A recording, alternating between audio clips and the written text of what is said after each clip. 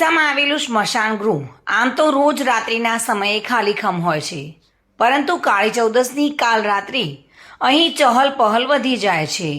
રાત્રિ 12 વાગતા જ ભુવાઓ અને તાંત્રિકોની પૂજા અર્ચના શરૂ થઈ જાય છે. ડીસાના સ્મશાન ગૃહમાં માત્ર સુખ શાંતિ અને લોક કલ્યાણ માટે પૂજા કરવામાં આવે છે.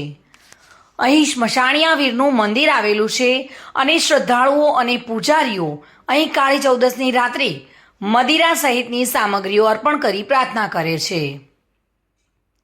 ડીસાના સ્મશાનમાં કાળી ચૌદસની રાત્રે છેલ્લા 22 વર્ષથી 20થી 25 લોકો રાત્રિના 12 વાગ્યા બાદ સ્મશાનમાં જઈને ઘરમાં સુખ શાંતિ રહે, પિતૃઓની યાદ માટે અને ધંધા રોજગારમાં પ્રગતિ થાય તે માટે હવન કરે છે અને પવિત્ર સાધના કરે છે.